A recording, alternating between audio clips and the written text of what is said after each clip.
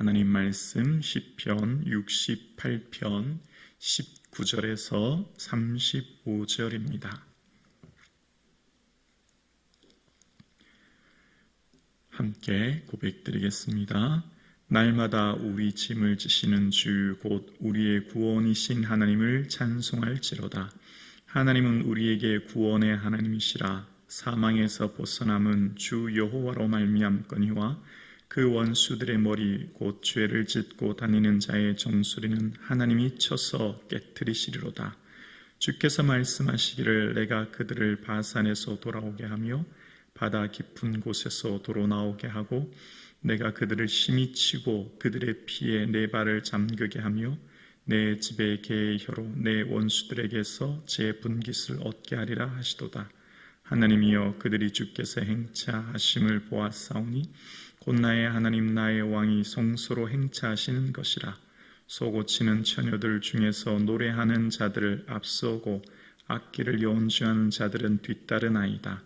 이스라엘의 근원에서 나온 너희여 대중에 하나님 곧 주를 송축할지어다. 거기에 그들을 주관하는 작은 베냐민과 유다 고관과 그들의 무리와 스불론의 고관과 납달리의 고관이 있도다. 내 하나님이 너희 힘을 명령하셨도다. 하나님이여 우리를 위해 행하신 것을 견고하게 하소서. 예루살렘에 있는 주의 전을 위하여 왕들이 주께 예물을 드리리라. 갈밭의 들짐승과 수소의 무리와 만민의 소송아지를 꾸짖으시고 은조각을 발 아래 밟으소서. 그가 전쟁을 즐기는 백성을 흩으셨도다. 고관들은 애굽에서 나오고 구수인은 하나님을 향하여 그 손을 신속히 들리로다. 땅의 왕국들아 하나님께 노래하고 주께 찬송할지어다. 옛적 하늘들의 하늘을 타신 자에게 찬송하라. 주께서 그 소리를 내시니 웅장한 소리로다. 너희는 하나님께 능력을 돌릴지어다. 그의 위엄이 이스라엘 위에 있고 그의 능력이 구름 속에 있도다. 하나님이여 위엄을 성소에서 나타내시나이다.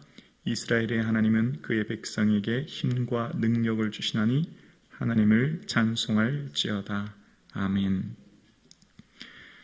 이스라엘의 왕이었던 다윗은 하나님이 얼마나 위대하시며 능력이 많으신지를 경험하게 되었고 그 하나님을 오늘 시편에 기록하며 고백하고 있습니다. 먼저 앞서 9절 17절과 18절을 먼저 볼게요. 17절을 보면 하나님의 병거는 천천히요 만만이라 주께서 그 중에 계심이 시내 산 성소에 계심 같도다. 주께서 높은 곳으로 오르시며 사로잡은 자들을 취하시고 선물을 사람들에게서 받으시며 반역자들로부터도 받으시니 여호와 하나님이 그들과 함께 계시기 때문이다.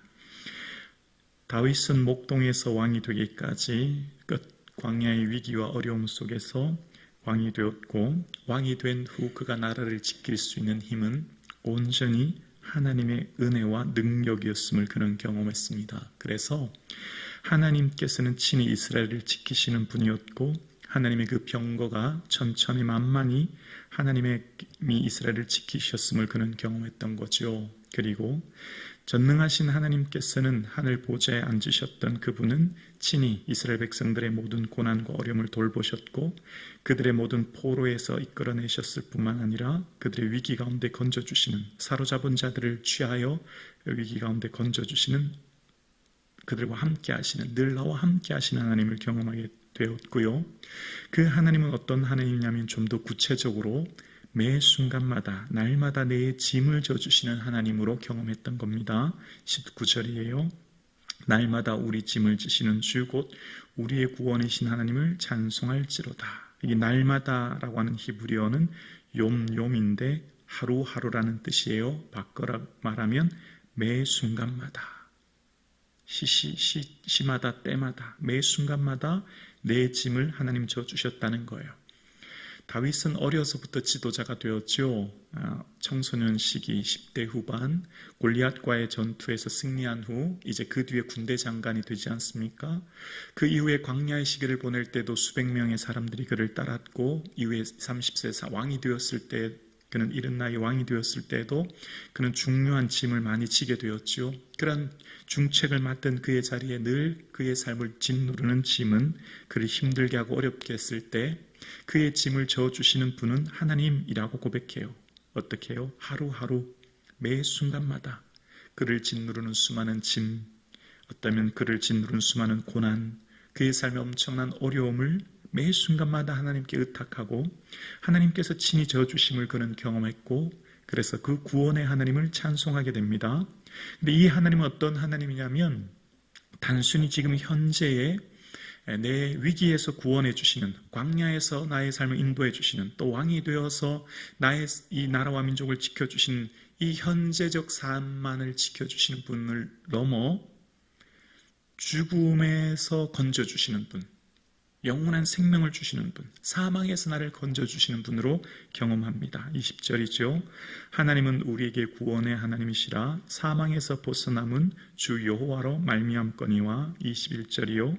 그의 원수들의 머리 곧 죄를 짓고 다니는 자의 정수리는 하나님이 쳐서 깨뜨리시리로다. 하나님은 어떤 분이면 사망에서 나를, 죽음에서 나를 건져주셨고 또 악인은 그 모든 죄를 심판하시는 하나님이라는 거예요. 죄를 짓는 자의 정수리, 머리 꼭대기의 모든 죄를 하나님이 쳐서 깨뜨린다라는 것은 심판하신다는 거죠. 다윗의 인생 가운데 늘 악인들이 그를 괴롭혔고 악인들이 다윗의 의도와 상관없이 다윗이 의롭게 살아도 그를 괴롭혔던 많은 악인들을 하나님 친히 어떻게 행하시는가를 그는 보았기 때문입니다. 자, 이제 다윗에게 행하셨던 하나님, 그 능력의 하나님을 신약에 가면 사울이 이 하나님에 대해서 고백합니다.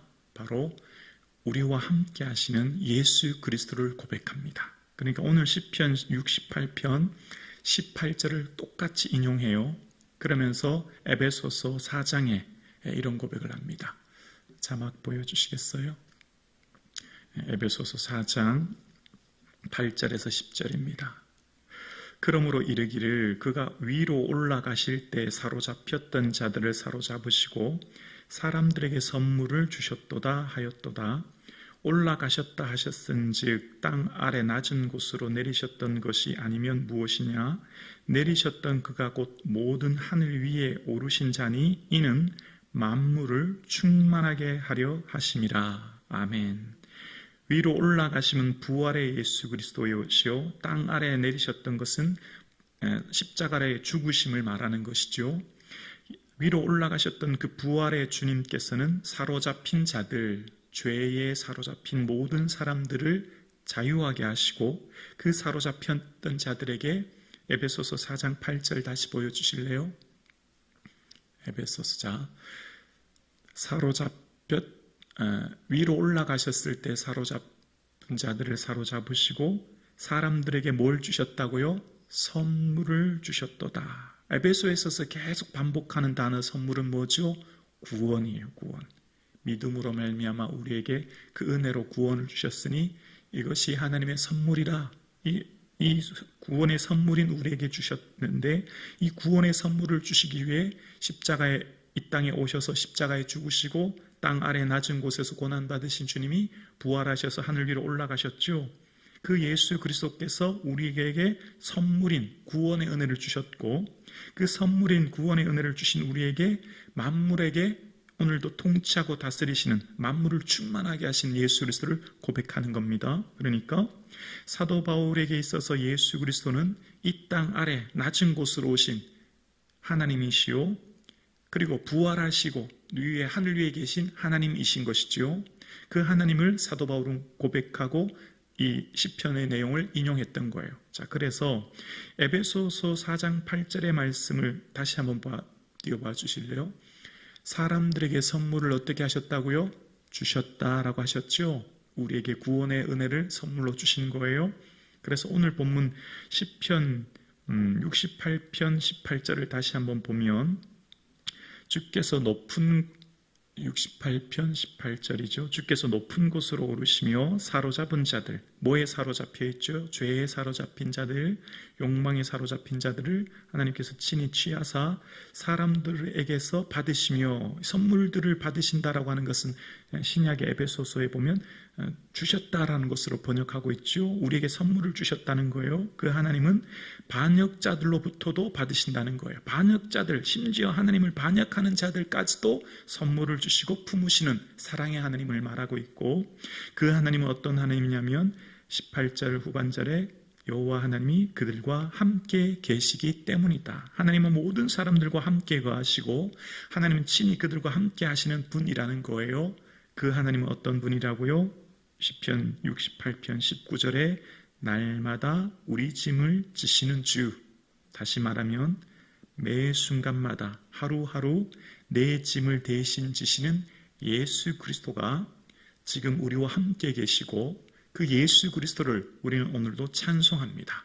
그 예수 그리스도가 계심으로 오늘 우리는 이 자리에서 예배하며, 그 예수 그리스도는 어떤 분이죠? 20절 다시 볼까요? 68편 20절입니다. 하나님은 우리에게 구원의 하나님이시라. 사망에서 벗어남은 주 여호와로 말미암거니와. 하나님, 주 예수 그리스도는 구원의 주이신데 그 예수 그리스도로 말미암아 우리가 어떻게 되었죠? 사망에서 벗어나게 되었어요. 율법의 저주에서, 흑암의 권세에서 건전함 받고 영생의 은혜를 받게 되어서 사망에서 벗어남, 죽음에서 건진받은 우리는 그 하나님의 은혜로 구원을 얻게 된 거예요. 그러니까 우리의 삶의 궁극적인 은혜는 구원의 은혜인 거죠. 지금 우리가 세상 그 어떤 것도 우리를 사망에서 벗어나게 할 수 있는 것은 없어요. 우리의 인생 가운데 죽음에서 건져낼 수 있는 것은 오직 하나님 한 분이시오 예수 그리스도이신 줄로 믿습니다. 그 은혜를 인하여 오늘도 우리는 감사한 것이죠. 우리의 삶의 궁극적인 감사, 최고의 감사는 예수 그리스도입니다. 예수 그리스도 위에 예수 그리스도를 우리는 감사하고, 그 예수 그리스도를 찬송하고, 그 예수 그리스도를 인하여 우리는 기뻐하는 거예요. 그 예수 그리스도는 궁극적으로 우리에게 뭘 주셨죠? 사망에서 벗어나게 하신 거예요. 영생의 은혜를 주신 거예요. 그래서 우리는 주님께 감사한 것이죠. 우리의 당장의 현실이 비록 고난이고, 우리의 삶의 현실이 당장에 문제가 있고, 우리의 현실의 삶의 당장은 위기와 어려움이 있지만, 그러나 그럼에도 불구하고 우리가 주님을 찬송하는 이유는 사망에서 벗어남, 영생의 은혜를 주신 이 은혜를 인하여 우리는 오늘도 예수 그리스도를 찬송하게 됩니다. 그래서 오늘 우리에게 주신 이 은혜를 인하여서 매 순간마다 주님께 찬송하고 주님을 높여드려요. 왜냐하면 궁극적으로 죄를 짓는 자의 정수리, 즉 궁극적으로 우리의 인생에 결국 하나님의 심판이 있게 될 것이고, 악인들에게 있을 심판을 우리는 알기 때문에 이 땅을 살아가면서 악인들이 흥하고 악인들이 부하고 악인들이 잘 되는 것으로 인해 잠시 잠깐은 우리 마음이 어렵고 힘들 수 있지만, 그러나 그 나라에서, 그러나 그 주님 앞에 섰을 때 주실 그 영광을 바라보기에 오늘 우리는 살아가는 줄로 믿습니다. 우리에게 선물을 주신 하나님, 구원을 선물로 주신 하나님, 이 주신 선물이신 예수 그리스도로 인하여 기뻐하고, 예수 그리스도로 인하여 찬송하고, 예수 그리스도로 인하여 즐거워할 수 있는 이 아침 되기를 주님의 이름으로 축원합니다.